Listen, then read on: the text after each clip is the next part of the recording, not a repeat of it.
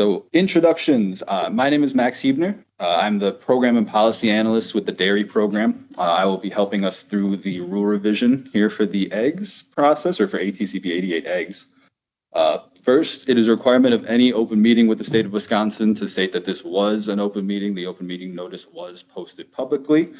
A copy of the recording will be available on the DATCP website at a later date once we have the website set up. And anybody who is on the emailing list for this meeting will receive notices for any posting of the meeting information or any future meetings.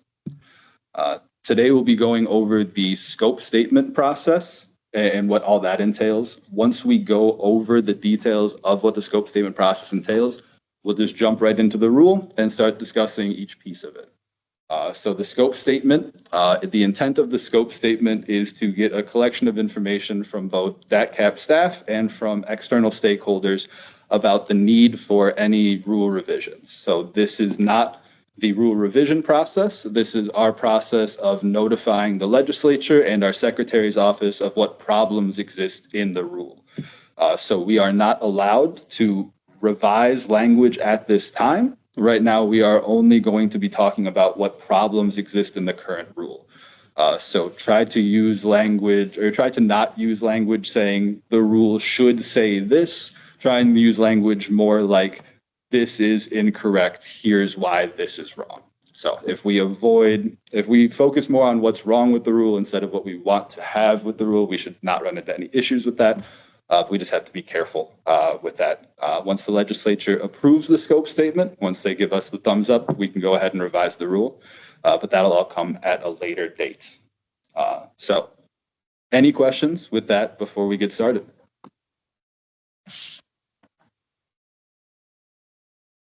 Okay. Hearing nothing, for those on the call, I will go ahead and share my screen here so we can see ATCP 88. If you are at home and you would like to access this chapter, if you Google ATCP 88, it will pop up. If you do not have access to the internet right now, I will try and give a summary of each of the sections as we discuss it. But again, feel free to stop me and ask any questions that you have as we go through. Okay. So right away, the first section is the definition section. We tend to open up the definition section in every rule for a couple reasons. Usually the definition section has a lot of references to other rules that we need to confirm are still in line with our rules. We have received a few comments regarding the definition of egg and how that interacts with our federal requirements for eggs. Are there any additional comments about the definition sections, any concerns that people have with specific definitions, or any concerns with opening up this section of the rule for revision?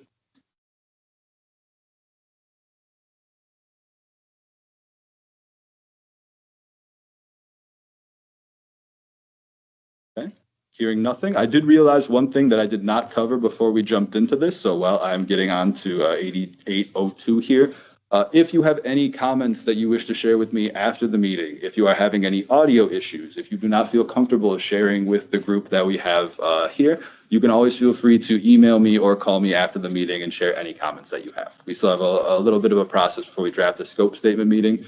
So once this meeting is closed, we still have time to get those comments. Next section is the licensing and registration section of the rule, 88.02. This covers the requirements for when facilities need to have a processing plant license, requirements for when the license exemptions exist, food warehouse license requirements, registration requirements for those folks who are exempt from getting a license, and the retail food establishment license requirements. Does anyone have any comments or concerns with 88.02 as it is currently written?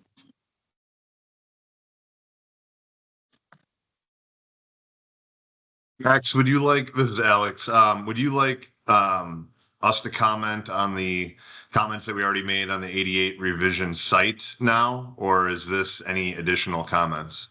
You can feel free to comment anything additional to what you have already commented. If we will take any of the comments that we've received outside of this meeting and take that into consideration during the scope statement, but anything that you have to say right now may help guide discussion with other folks who are interested in some of those things as well. So feel free. Sure. Yeah, I just had one comment regarding, as far as 8802 2A, and I believe that was changed during the last 88 revision, where it kind of set the limit, I think, at 150 layers. I think just for a larger conversation from the group, as far as basically narrowing this down to see how practical it is when we're not going in and counting birds and things like that. Just kind of a section that I thought was worthwhile revisiting, just to see kind of some of those oddball situations where a shell egg producer, might be right on the line, and depending on where they're distributing to. Makes sense to me. Thanks, Alex. Anyone have any other, and that was 88.022A does have the 150 laying birds requirement. Does anyone else have any comments about 2A or about any other sections of 80.02? Question. Are they required, they're required, they don't have to do any, let's say, monitoring for their farm or inspecting because they're selling them at a farm market? Is that what this does with 150 or less? And one of the graders, please correct me if I'm wrong, but the question is, if they have less than 150 laying birds, they do not have to do any, or they do not have requirements for farmers markets. They have an exception that would allow them to sell in certain places. Is that accurate with the way the rule is written here? That would be correct. This is Alex again. That would be correct. They don't need to hold a food processing license at that point, but they would need to hold a transient license if they were to sell at a farmer's market, for instance. And with that, since they're not covered under the food processing license, or I should say ATCP 88, ATCP 88 has a portion talking about requirements as far as labeling and basically not their requirement for grading or washing of the eggs.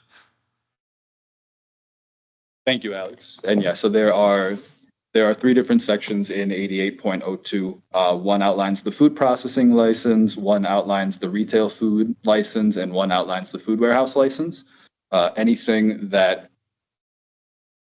that meets those expectations need to have those licenses, but that 88.02 is talking about specific exceptions to all of those licenses.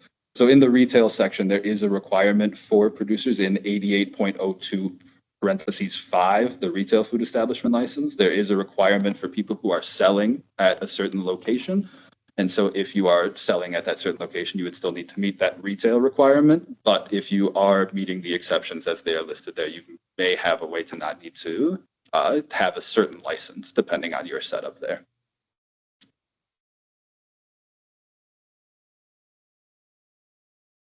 So, I mean, basically, if someone wants to change the retail license requirement for farmers markets, that would have to occur through a revision of, I believe, 75 or the state stat, or 97, I mean, not this code. Yeah, the language in 88.025 does have some individual language, but it is referencing back to 97.3 and to, or sorry, 97.30 and to 75.03. So there may be some things that we can change in here with regards to the retail food license, but if the language in 75 and 97 don't change, then we may not be able to do much with that. However, we can always make comments to the 75 and the 80, or sorry, 75 and the 97 folks and say, this is currently causing an issue with our rule the way it's written. Can you please consider changing that language as well? So,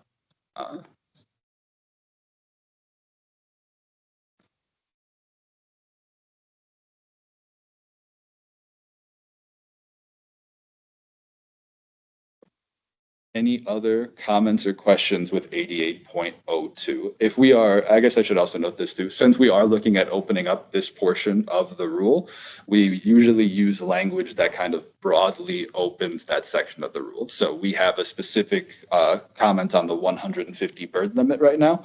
but we would probably state something in the scope statement saying to consider revising the language in 88.02 to provide clarification on X, Y, or Z. And that would allow us to change that section of the rule outside of that 150 requirement if we found that there were other things like the retail license requirement or the food processing license requirement that we may want to look at as a group. So if we have questions about what that looks like, if we have questions about what's in 70, 75, 97, we will open the section so that we can review those pieces. Just because we open a section doesn't mean we have to change a section, but if there are concerns with any portion of that, even if we're unsure as to whether or not we want to change it, we would want to make note of that so that way we can change it as we're going through the revision process. So the 150. Oops, sorry, go ahead.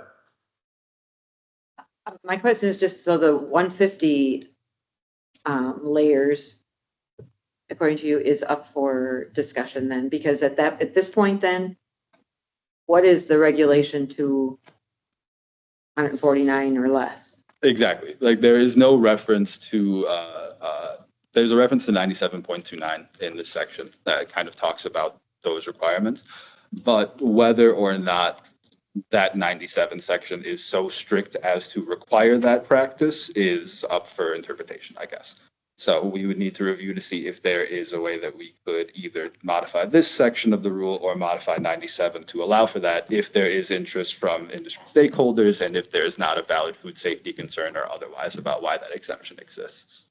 So there's a chance there would need to be some more discussion on all that, and we'd have to see what that looks like as we get into the rule revision process. But I guess I always say it's okay to ask the question right now, and then we can see where we can go from here. I guess I think the food safety is a big concern for less than 150 because food safety doesn't start at 150. Exactly. So in my opinion, that would definitely be an important part to look at. Perfect. So I had one comment. This is Alex again. One thing, just on a side note, I don't know if the revision from SharePoint, I can't see my comments to kind of help this along a little bit, just with kind of general overview. I'm not exactly sure why, but since we're still on 8802, I was going to jump to 4 because I know there was a comment on that regarding nest run producers. Yeah. So for those on the call, 88.204 is the registration requirement for facilities that are not required to have a license, but are required to register with the department. Sorry, go ahead, Alex. It's fine. And so essentially just kind of open for discussion currently. This is only pertaining to nest run producers, those that don't hold a food processing license, that simply are egg farmers in a way, and then they ship nest run unprocessed eggs to a processing facility, a grading station. And so basically what we've learned is that there are an awful lot of nest run producers in the state of Wisconsin. It is a bit on the honor system, and it's an annual requirement. It's difficult to track down these individuals without stopping at their farms and kind of just a hearsay type of situation. So anyway, it was open, a comment was made regarding the registration. I think that there are other ways that we could possibly explore tracking or following maybe backwards from the grading stations. And then they would have a complete list instead of this being on the honor system, simply because I would say lack of registration over the years has kind of opened this for interpretation. So consider opening the rules to review the registration language and how that might impact some of our nest run producers. I think that makes sense.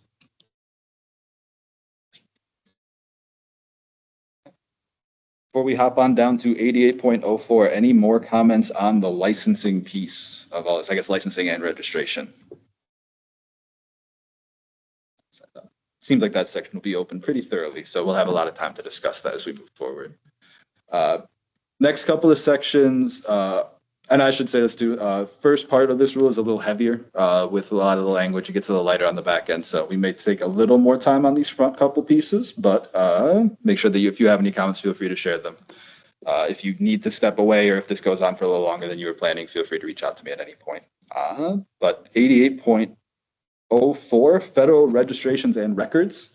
We did not receive any comments on this section from anybody prior to this meeting. With the federal registrations and records, we do have a limited ability to change the federal rule. However, we can provide comments back to folks who are in charge of those sections. But right now, it is just saying that the registration is required for a facility who is registered with the department, and registration records are required for certain producers who have 3,000 or more laying birds, which I know is a section that we have had comments on in the past. So does anyone want to provide any comments regarding 88.04 right now?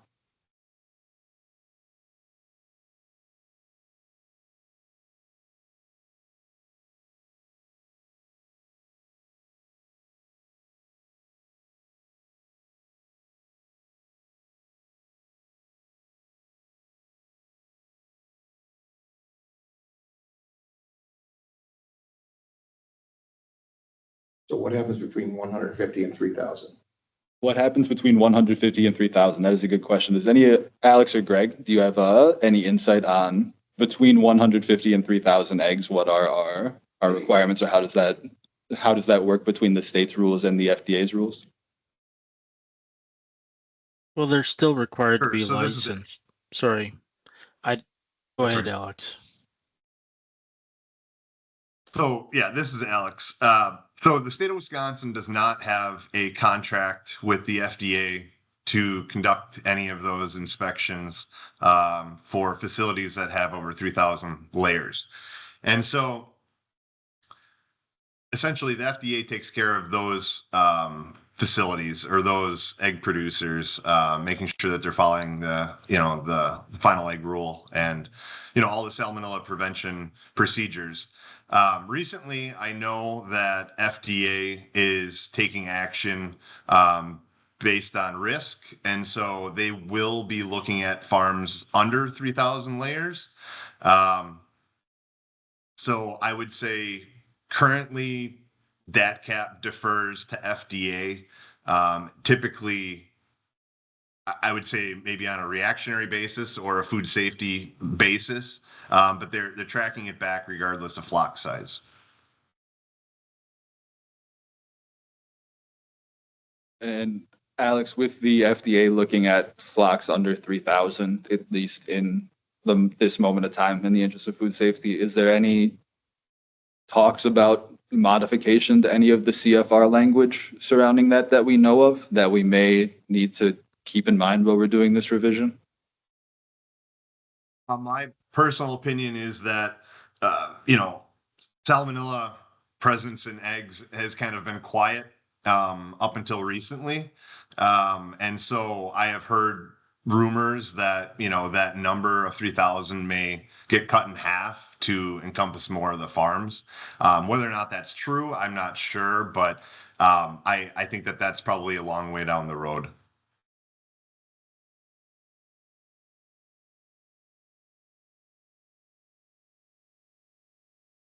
The other thing to mention is they're still required to be licensed if they're wholesaling. So they'd still be required to hold a food processing license because of what it says in this code here.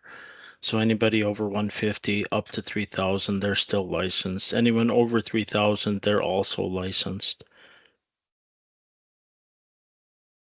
Yeah, I was told that given the financial burden for testing, the FDA put the threshold at 3,000 under because they didn't want to financially burden a lot of the farms, even though everybody knows that food safety doesn't stop at 3,000 over or 3,000 or under. And given the increased outbreaks of salmonella and the recalls and everything, a lot of the farms are organic producers. They are also cage-free producers, free-range producers. And everybody knows that the numbers are going up. You see it on the news every night. You see it online. You see it on Facebook. Yet the amount of testing is basically zero for 3,000 and under. I think there needs to be more of a monitoring program put in place. I know, Alex, you suggested that it might be on a case-by-case basis, and that's probably a pretty good start. But there needs to be a higher focus because food safety just doesn't end at 150, 3,000. And I often think about it as excuse me, when you go into a restaurant, you see all the disclaimers on the menus for anybody eating raw eggs, undercooked meat, or things like that. Everybody has a disclaimer. Maybe the smaller producers, if they don't want to financially get involved with testing, maybe there should be some sort of disclaimer put on their cartons, or if they're at a farmer's market saying, these eggs are not being monitored or are not part of a testing program. I don't know how that or what that should say or read, but there needs to be more involvement in, because the producer or the consumers actually, when they're purchasing eggs, should know what they're getting into when they're buying those eggs, regardless of whose they are, be it caged, cage-free, free range. Everybody should be more educated as to the eggs that they're buying in terms of food safety.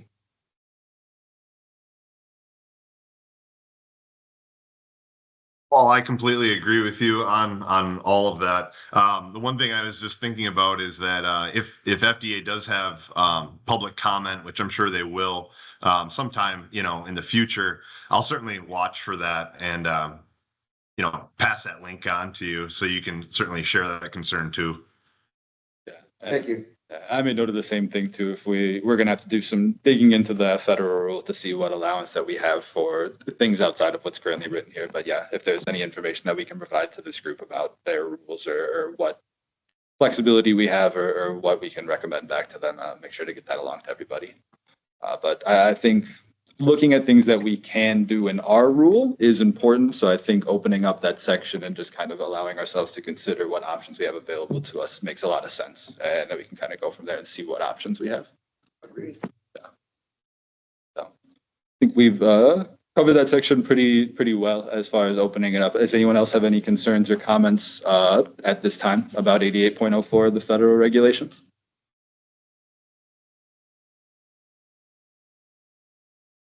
This is Karen Bigler, one of the enteric epidemiologists with DHS.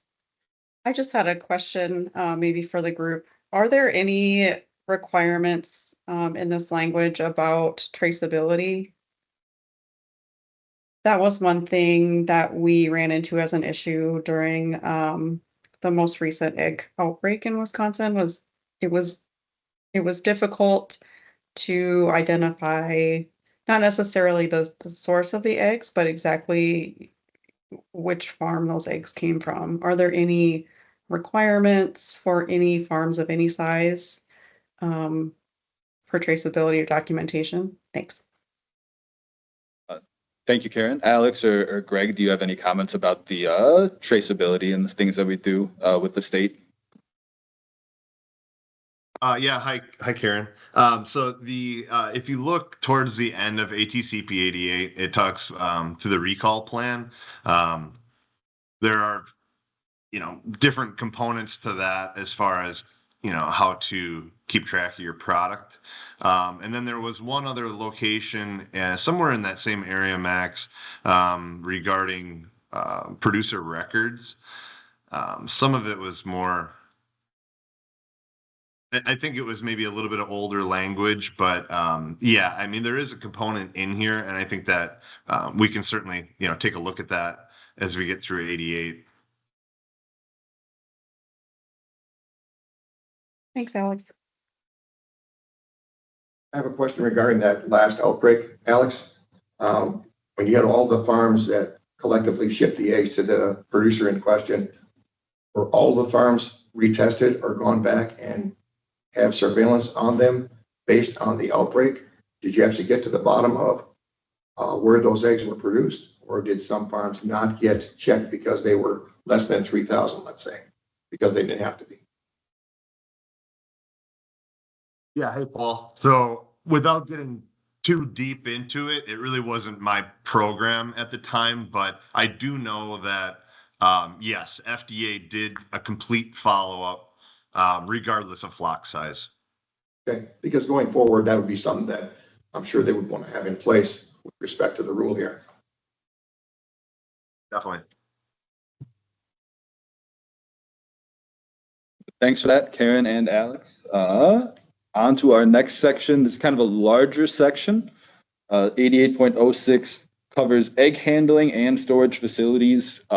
Broadly, it covers construction and maintenance floors, walls, and ceiling cleanliness and construction, doors and windows, lighting, ventilation, heating, cooling, plumbing, sewage disposal, all of the stuff that you could think of when it comes to constructing and maintaining a facility. We had received some comments to this point about considering clarifying language surrounding drain boards, non-hand operated faucets for our Amish producers and things of that nature, heating and cooling requirements being more related to the ambient temperature of the eggs and making sure that we're clear on those requirements. So we will probably be opening this section rather broadly, but of course, we would always like to hear more comments about concerns from our stakeholders about any of the rules there. So does anyone have any concerns about the 88.06 language as it's written right now? And I'll give everyone a couple minutes to poke through it if you need a second.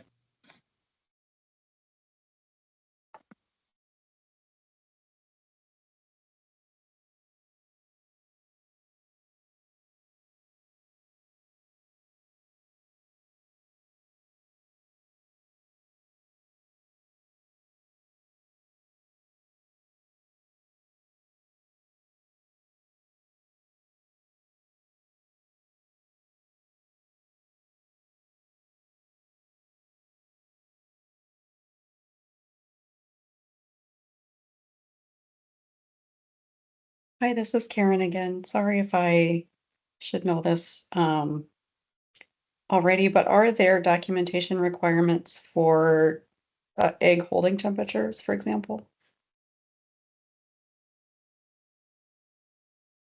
Greg or Alex, any comment on the requirements for maintaining records for the egg holding temperature that you could provide? When you say maintain, I mean, as far as record keeping, I would say not necessarily.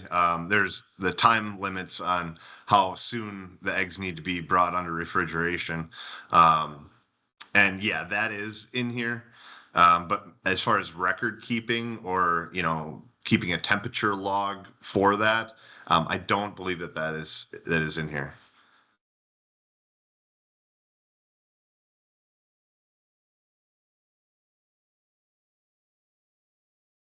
Is that something that we have any interest in requiring? Is that anything that we've looked at before, or is that just a question, I guess, Karen? I could see the value in it, but I'm not sure how it works to, include those additions. Makes sense.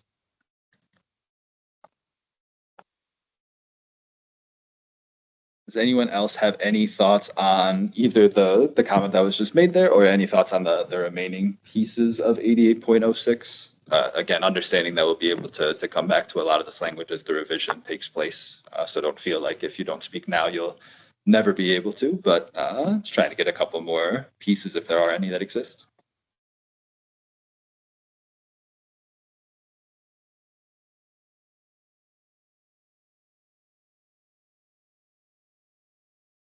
Okay.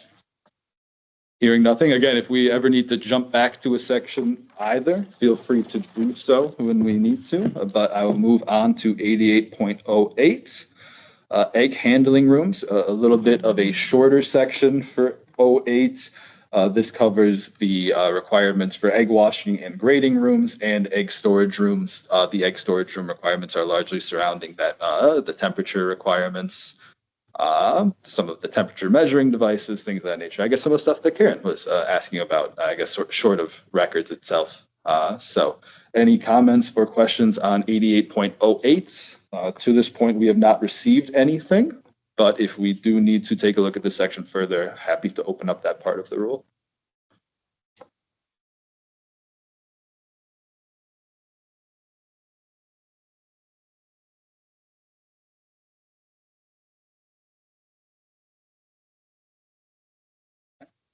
Hearing nothing right now. It's nice that we can make it at least one section that seems like it's still in a good space.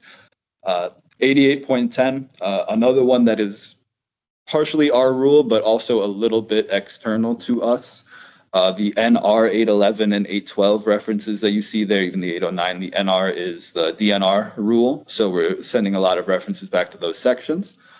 This is about the operations water, so the water source that you're getting for all of the things that you're using the water for. Any questions or concerns with this section, apart from making a note that we will want to review the DNR rule to ensure that our rule is still in compliance with each of those sections?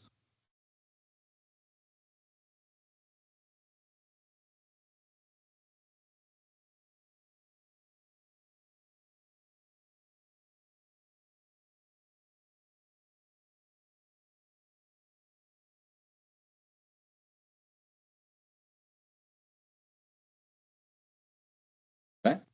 Hearing nothing, again, it might be more on the DNR than on us to decide if that section needs to change, but I'll make sure to keep that in our scope statement so we can take a look at those sections.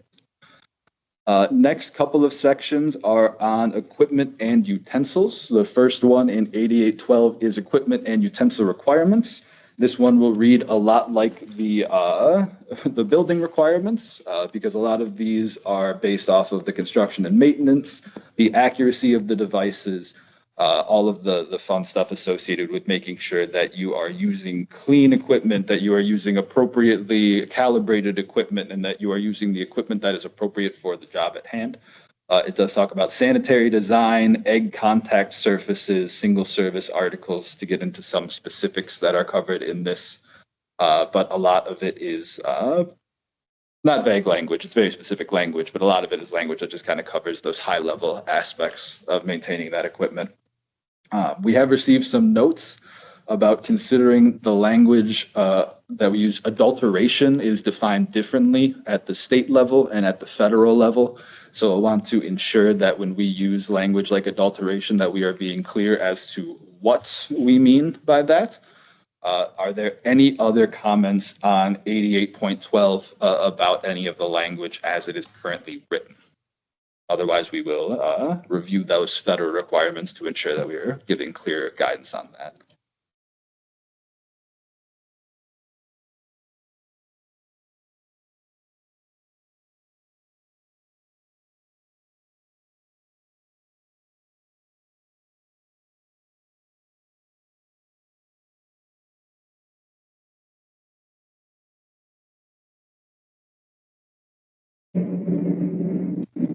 No idea how much feedback is coming through the mic, but we do have a couple planes flying over the building right now. So apologies if you're getting any of that. If not, pretend I didn't say anything, I guess.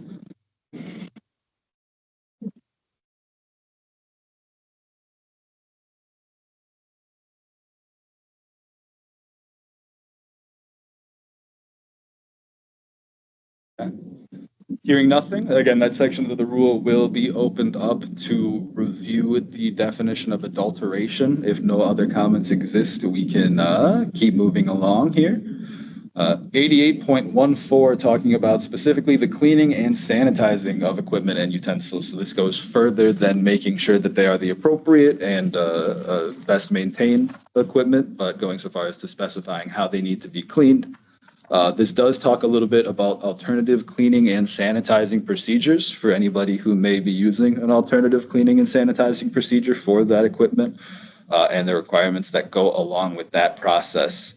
Otherwise, storage of equipment and utensils is kind of the last piece of that section. So any concerns with the language surrounding cleaning requirements, alternative cleaning schedules, or storage of equipment?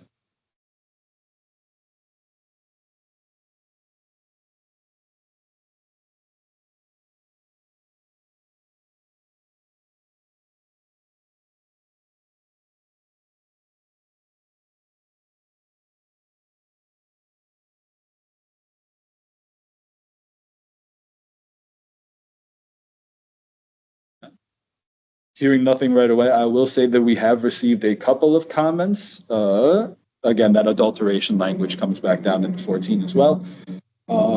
ATCP 70 as a whole, there are a handful of references to ATCP 70 that you'll notice throughout the chapter. ATCP 70 was recently updated, so a handful of those references will need to be modified to get up to date with their most current abbreviations or what have you. But a lot of that language in 70 does still exist in some form or fashion. We will just have to consider making sure that those references are accurate as they are written.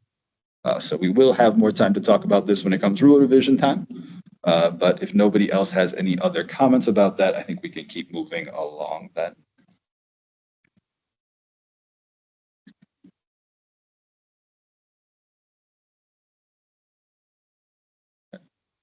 On to the next subchapter. So these next couple of sections will talk about egg handling operations generally. So we're getting more into the nitty gritty of some of the day-to-day operations, I guess, in a certain aspect. The first one, 88.16, is personnel standards. This covers cleanliness, clothing, jewelry, employee health. The employee health section is talking about ensuring that people who are visibly ill are not working at the facility in certain instances.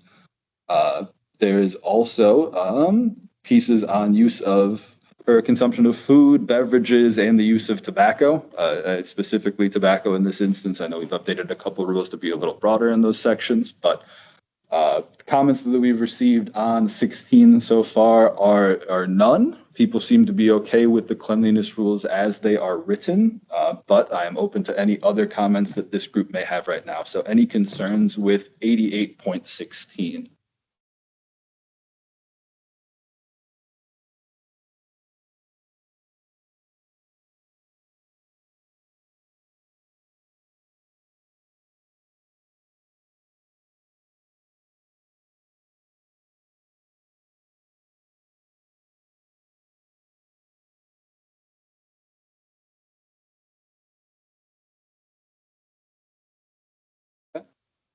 Hearing nothing, I'll keep moving down the list here.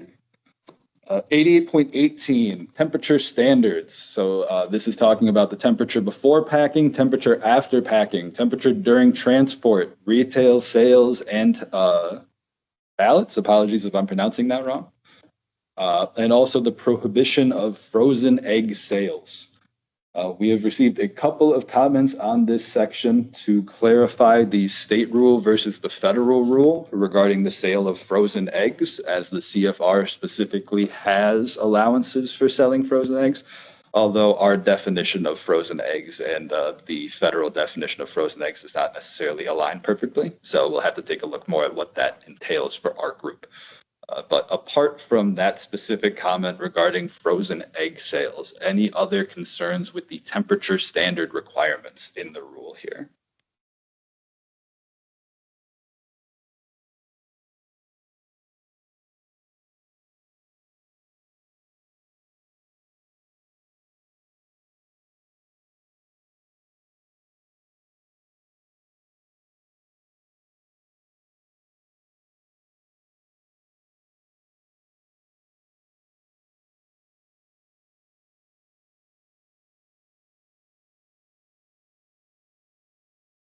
Okay. Hearing nothing, again, can we keep it moving down the list here?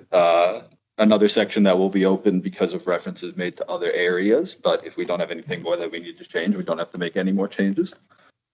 88.20, egg cleaning and storage operations. This one is, it doesn't have any subheadings, but broadly it talks about all of the requirements surrounding how to clean and store eggs. Talk about compounds used, talk about ultraviolet lights, water that's being used, temperature requirements, all that fun stuff that I'm sure you all know a lot about. We have gotten some comments on 88.20 to consider modifying the language to allow for recognition of other egg handling practices. Certain egg types that may not be chicken eggs may need to have different requirements for how to handle them, maybe more strict or more lenient depending on the egg type. Any other comments or considerations to make for egg cleaning and storing operations?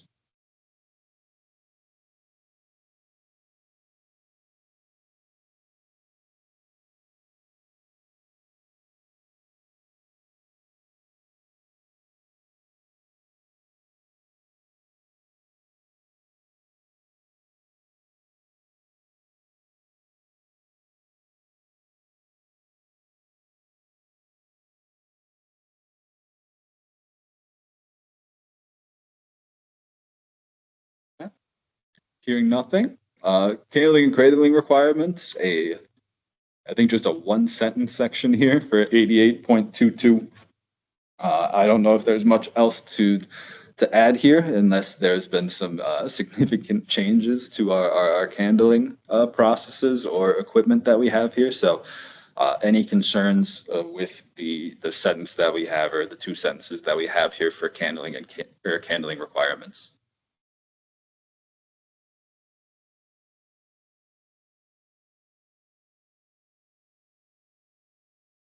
And I do see here that it is referencing back to that 88.125A, which I know we talked about before. So if 88.125A changes, maybe we need to consider that. So I'll make note of that.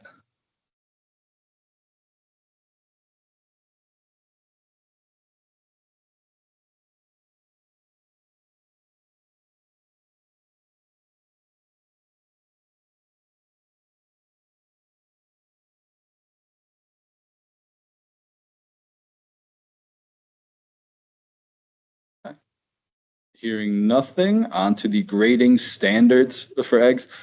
So you won't be able to see it on the document that I'm sharing with those of you on the Teams call, but there is a PDF version of this section that has a table, and I guess I can hop to that in the PDF version here while I have both up. On that table, there are requirements that are outlined from I believe that this is from Alex or Greg, is this from the USDA or the FDA that we get this table from, or is this one of our own? I think it's the USDA. That would be the USDA. Yes. Yep. Perfect. Thank you. Thank you. So 88.24 grading standards talks about the grading standards for chicken eggs, and it talks about chicken egg sizes, except for chicken eggs clearly labeled as ungraded.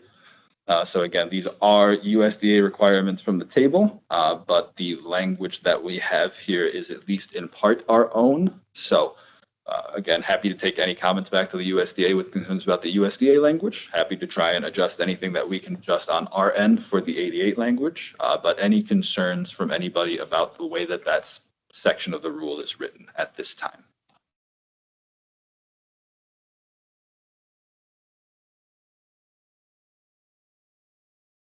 Max, this is Alex. One comment that I'll make that I guess would be kind of a gray area is the document starts out with the definitions, and the definition of egg is broad, and I know we're going to talk about that a little bit, but here it's narrowing it down to chicken eggs, and it talks about, the standards and sizes and, grades. And that's wonderful. But when we talk about quail eggs, turkey eggs, goose eggs, things like that are put up, on the table market, I just wonder if it would be, worth having conversation about to see if we could maybe have a statement or somewhere in the document stating that those other eggs, since there are no classified weight classifications, I guess, for those types of eggs, that they would be just required to be considered ungraded. I don't know if that's a proposal or just kind of, like I said, clearing up a gray area of the rule, because I hear that question quite often. Another section where we need to consider language to account for other egg types. I think that makes sense, and I think that at least opening that up so we can review what we can do with that makes a lot of sense.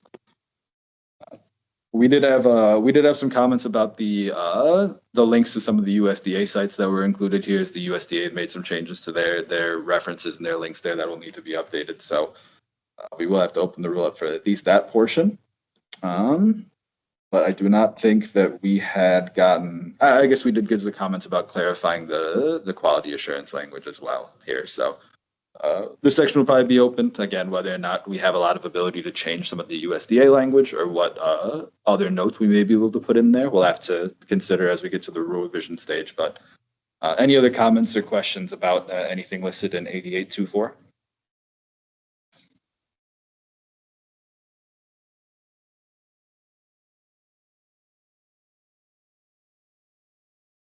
If not, hop back over to the regular rule on my screen here, just because it's a little easier to read. Minimum tolerance standards in 88.26 talks about the limitation on sale and distribution of eggs that are not meeting the tolerance standards for grade B eggs.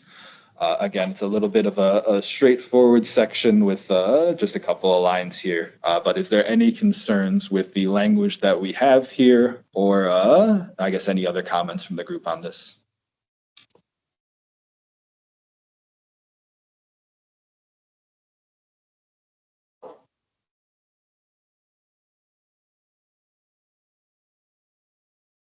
We did not get any other comments from outside of this group on 88.26. The limitation on this may be a little bit outside of our control if this is a USDA requirement or if they have any say on some of that stuff. But if there are no concerns from this group at this time, then I think we can just keep moving along here.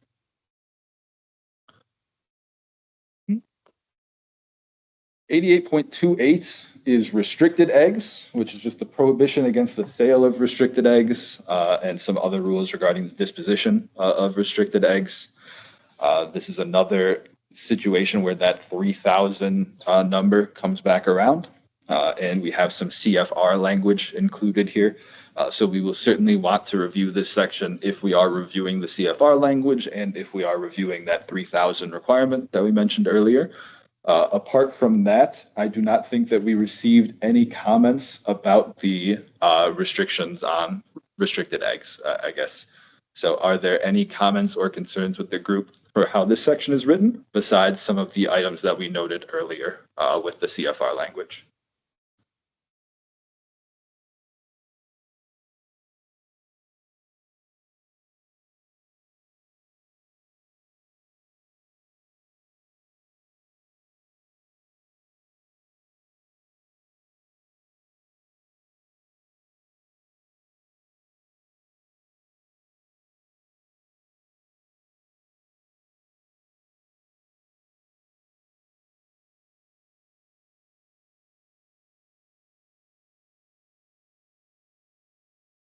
Hearing nothing, one last section from this piece. The shell egg protection and the egg shell oil. This was not something that I have heard of prior to reviewing this rule. The one comment that we had gotten so far says that maybe this practice is a little bit out of date and we may not be seeing it very often or at all in the field. Of course, I wouldn't know much about that. So any comments from the group about the eggshell oil section? Are we seeing it? Do we feel like this is out of date and we may need to consider removing it or updating it? Or I guess any other thoughts from the group?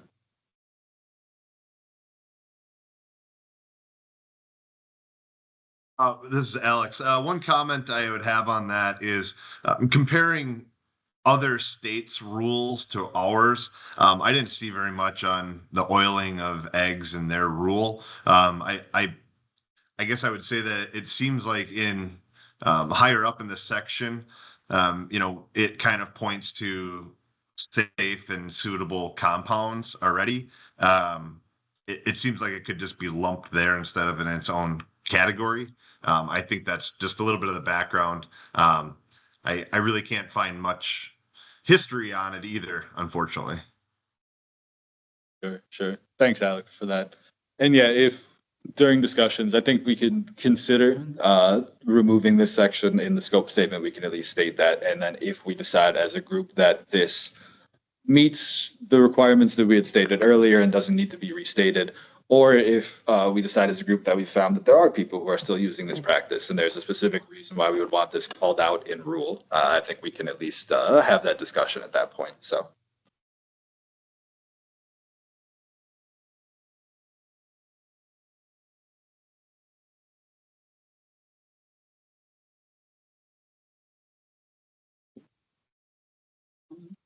Again, we'll be opening up that section. If anyone has any other comments, feel free to let me know as we go forward.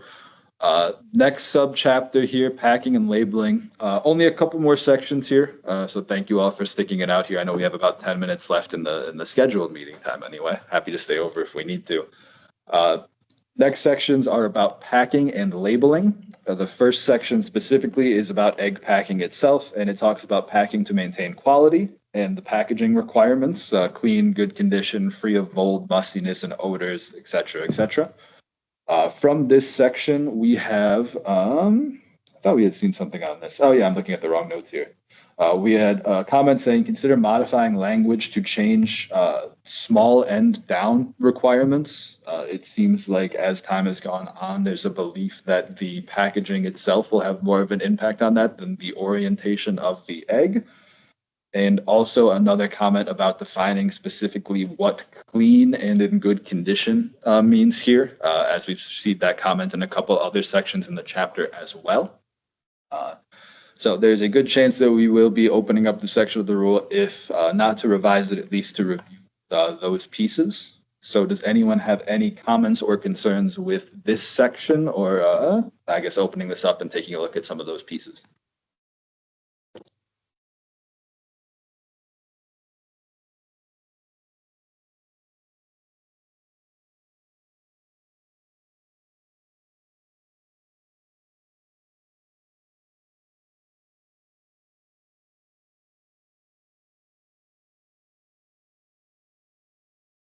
Okay. On to the next section then, egg labeling. This section is a little bit longer. It does have all of our labeling requirements listed. If you were ever curious about that, or if you were not aware of all of those requirements to this point. Storage is also covered here, especially within the context of how things need to be labeled as they are stored for either distribution or for a temporary measure. Again, as I mentioned, there is all the requirements for what needs to be on the label, all of the keep refrigerated, safe handling statements, sell by, use by date, egg shipping containers, things of that nature. So we have received some comments about this section, talking about reviewing the labeling requirements, ensuring that they are still meeting all of our federal requirements, or all of our federal references that we keep up here, and maybe they're USDA references. Hard to remember. But we do have some interest in at least making sure that the requirements as listed are still in compliance with other rules. So does anyone have any additional comments or concerns with the labeling section? And I'll give everyone a minute or so to take a look at this. I know it's a little bit of a heavier section as far as language goes.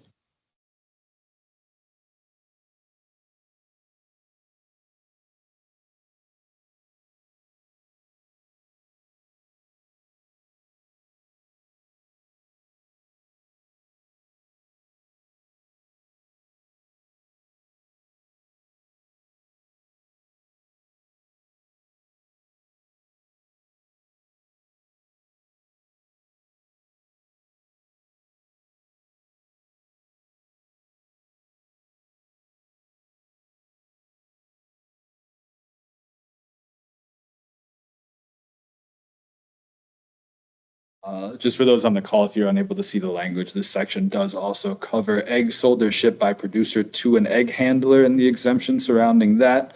Eggs sold or shipped by a producer directly to consumers, and eggs removed from retail sales. So on top of the requirements itself, it does also cover some specific exemptions and some specific situations where you may need to do something as the person who has the eggs, depending on what happens there. So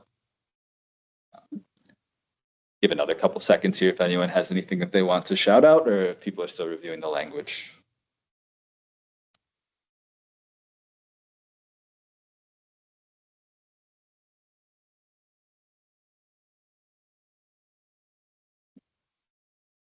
Hearing nothing, we'll have some more time to chat about all of that as we get into the rule revision section. The next piece is the labeling of ballots, or I guess in this case, incubated fertile eggs is maybe how I should refer to them, as someone who's not sure if he's pronouncing that correctly. But we do have a one section here in 0.36 that is talking about specifically how to label each container of those eggs to inform the consumer about the state of the eggs, I guess. We did not receive any comments regarding this section from our comment period to this point. Again, it seems like a really short, straightforward section, I guess. But is there any concerns or comments about that language?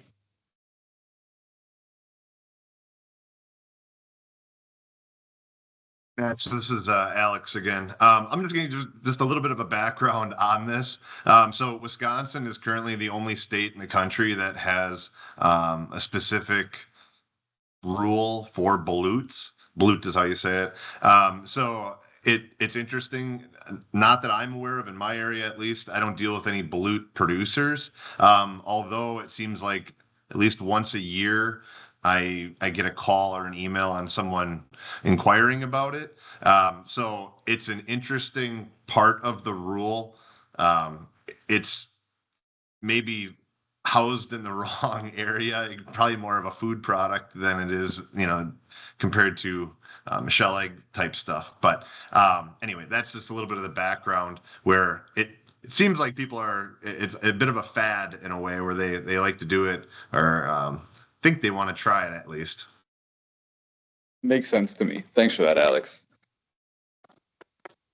Any other comments or concerns on that section? I guess now that we know a little bit more about it for those of us who didn't know.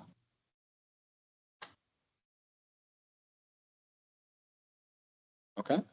The last part in this section, before we just have a couple of quick hitters at the end of the rule here. 88.38 talks about deceptive practices, talking about misrepresenting the grade, size, or quality of the eggs, unauthorized nutrient claims, a number of misbranded statements, things of that nature.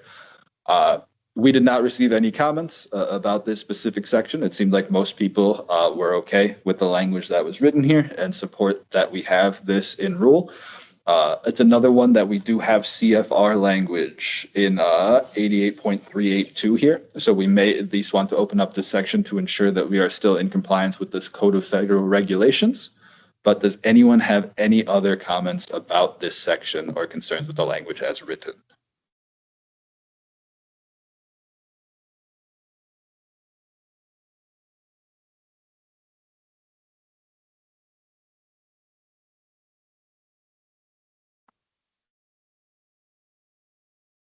All right, super. We have just a couple more here. Thanks for everyone for sticking out this long. The last 3 sections are regarding record keeping, recall plans, and enforcement. I know we did talk a little bit about the recall plans earlier, so this would be a good time to come back to that if we have some more thoughts on that section. The very first bit, though, before we get to the recall plans, 88.40 is talking about dealers buying eggs from producers, specifically their receipts and the requirements of maintaining those receipts. We've gotten a comment from this section that just says that the receipt requirement may need to be reviewed to ensure that this is still necessary and does still make sense. The nature of how the records have been kept has changed since the rule revision, and it may be a duplication of work to require people to keep these receipts, but we would need to take a look at all of the practices for those folks before we can determine if that is accurate or not. But apart from reviewing to see if this is maybe an out-of-date practice, is there any concerns with the language that we have written, or anyone who maybe supports keeping this language as written?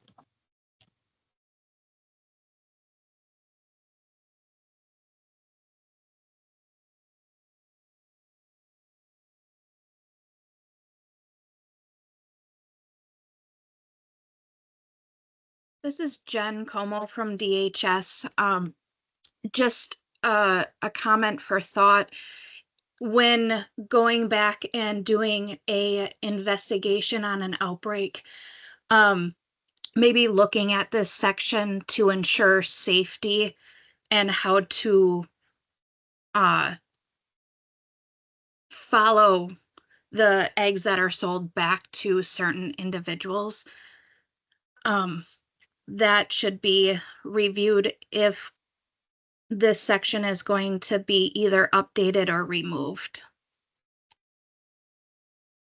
Thank you, Jennifer. I think that makes sense to me. So consider adding language to ensure that the rule as written allows for that traceability aspect like we discussed earlier, and that we're not changing any rule that would make it more difficult or something to that effect when we have outbreak issues and things of that nature.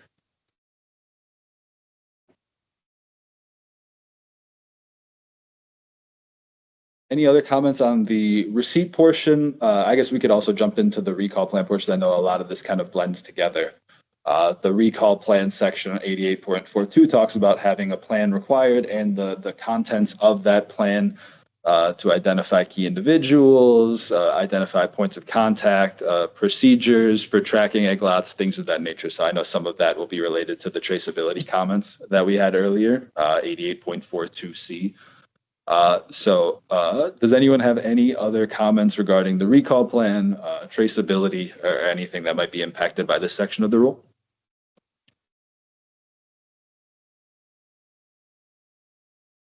We have received some offline comments about reviewing some of these sections to, again, make sure that the traceability aspects are still accounted for, as Jennifer and others have mentioned. But apart from that, it seems like we'll be opening this section of the rules so we can talk about it more later if no one has any comments at this moment.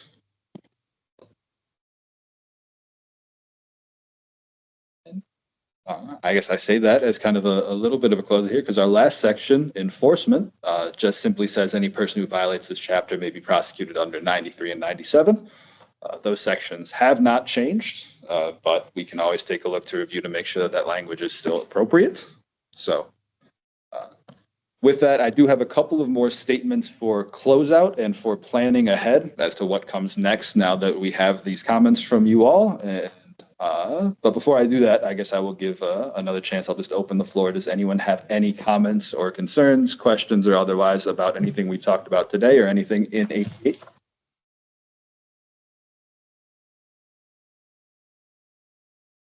Max, this is Alex. I had one note, and like you kind of mentioned, we kind of started out pretty heavy going through requirements and registration and stuff. I was just wondering, and not to hold everyone, but I was wondering if, Karen, could you give us just a quick background on the backyard flock testing and kind of the requirements, and maybe if you were to have a positive, kind of how that goes. The reason I bring that up is because we talked about 150 layers, and this is well before my time, but I think it was in 2015 when the rule got revised and it was revised then, and that's the rule that we use today. And it was prior to that, all egg sellers needed to have a license. And just kind of food for thought for everyone is that, there's only 2 graders. And so while we want to be food safety conscious, it's just one of those things that I think it should be open for discussion going forward on how to kind of look at that, especially with some of the upticks with some of the salmonella presence. So Karen, if you don't mind, can you just give me just a quick run through on that? Sure. Not necessarily specific to this outbreak, but we work with some of our partners to conduct backyard poultry flock testing. Usually this is to trace back illnesses of salmonella to their source. And in this particular context, we're talking about backyard flocks, but it's part of the testing itself is part of the National Poultry Improvement Plan, overseen by USDA. And there are rules about how to take those samples, but basically they're sampling, basically sampling feces from high traffic areas in the barn or in the area where the animals are eating and roaming. The rule indicates the number of test samples that one needs to collect for a given area of the barn or environment that the animals are in. And then, like I say, we use that testing for, identifying the source of folks' illnesses and as part of outbreak investigations more broadly. But I know it's part of the NPIP program as well. Thank you. I have a question regarding that. Are there a lot of backyard flocks that are actually testing at the moment, since you speak of that? I don't know, because they could submit samples for testing outside of, what we're aware of. But like I say, we have in past years worked together with CDC to help them confirm the source of some multi-state outbreak investigations where we have cases in various states with the same strain of salmonella.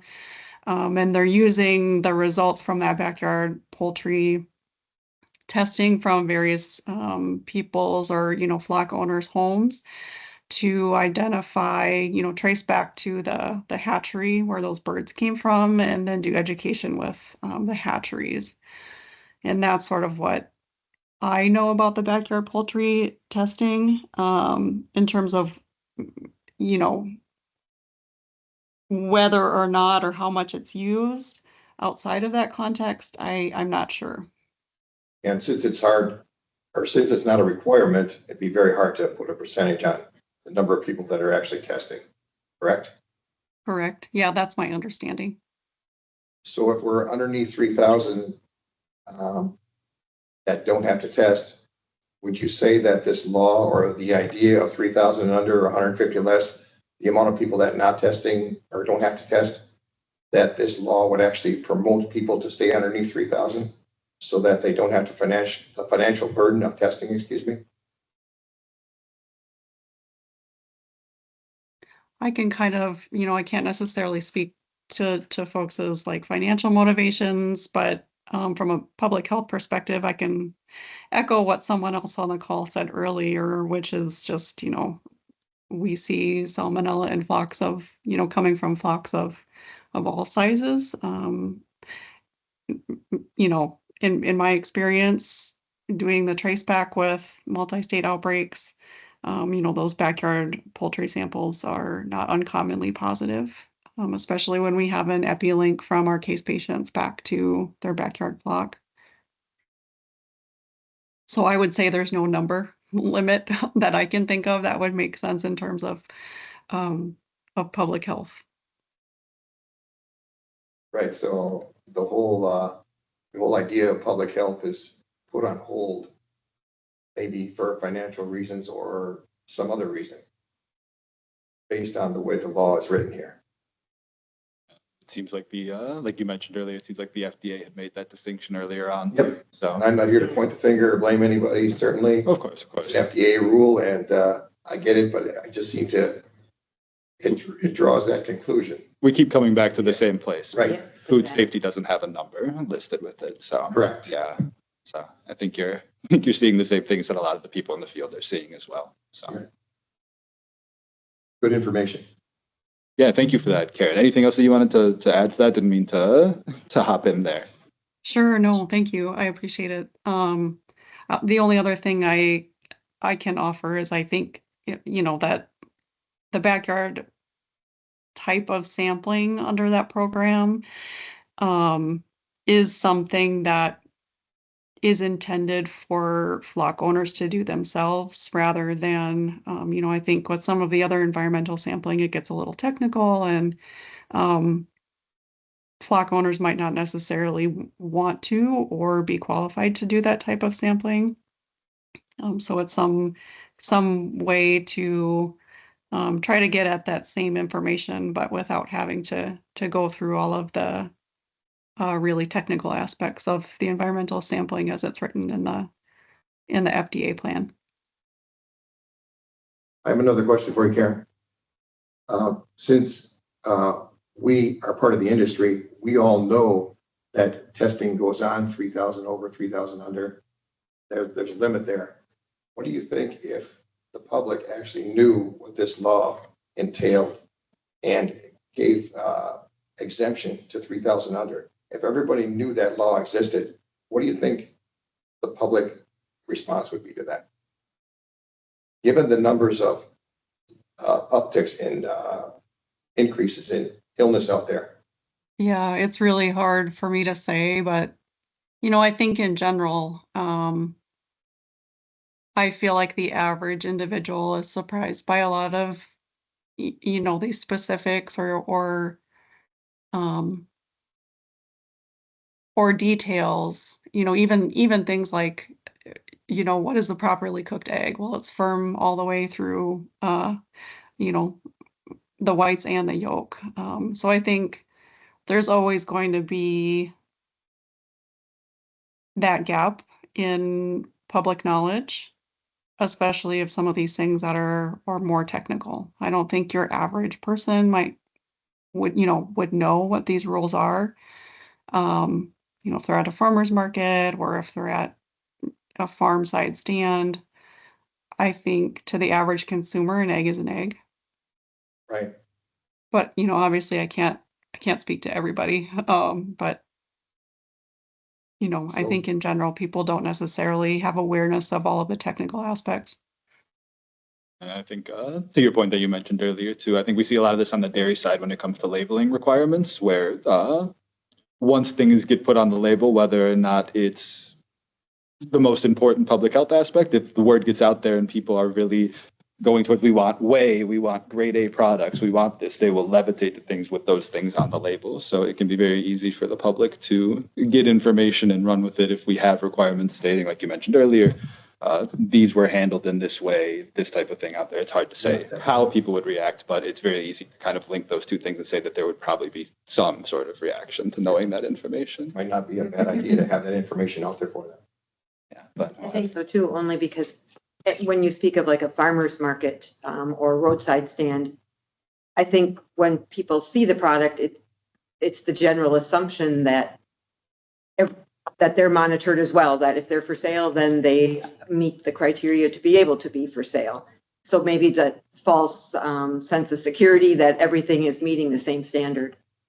And we do have that section in the rule about, generally misleading statements, things of that nature. Where does all this fall on some of that stuff? If there is a concern for health and safety, we need to take a look at that and see where we can go from there. But yeah, I think like Karen said, it can be hard to put a number on some of this stuff, but I don't think it's hard to see that there may be some actions that need to be taken to ensure public safety is maintained. So. Thanks for the info, Karen. You seem to have solved everybody's problems today. Oh, wonderful. That never happens. Thanks. Okay, so just not to cut off any conversation, we're running a little over here. Happy to stay on with anybody who wants to chat some more. But for some record keeping items, some housekeeping items may be more appropriate. What happens now? So we have the information on the scope statement. The department goes about drafting that scope statement and takes it off to the secretary's office for the secretary's office approval. That process will probably take a couple of months just because they only meet so often to get all that through. But once that process is done and once we get that approval, we are free to start revising the rule. So the plan would be to have meetings similar to this. Open meeting notice would be posted. We'd have the in-person option. We have the online option. We have the call-in option. And at that point, we would just go through each section of the rules that was open. Then we would start just hashing out the details that we want to sort out with the rule there. All of those meeting notices, again, will be posted publicly. They're open meetings. They will be sent out to the email group that we have used so far to this point. Anybody is free to attend those meetings. You can forward those around to anybody who you wish. Don't feel shy about that. If you have any questions, you can feel free to let me know. But the rough plan would be maybe a monthly meeting, maybe every 2 weeks, depending on the ability of folks and how slow or quickly we're moving through the process. Any dates or times that specifically work well or work terribly with anybody who is on this call right now that we would want to avoid. Otherwise, we'll probably try and shoot for early morning-ish towards the beginning or middle of the week.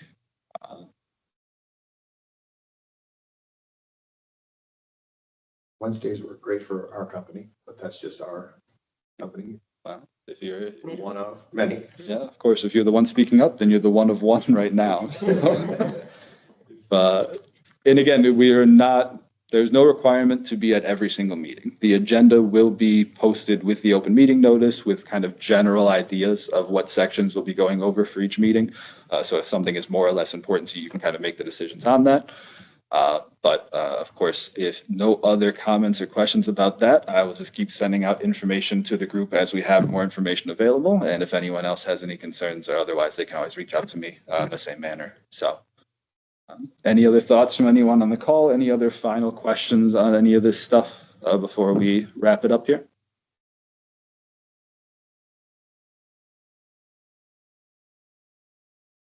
All right. Well, thank you all for joining us. Again, I will send out information to everyone as it becomes available. I am always happy to hop on a call if anyone has any questions. Otherwise, have a good rest of your day. Thank you. Thank you.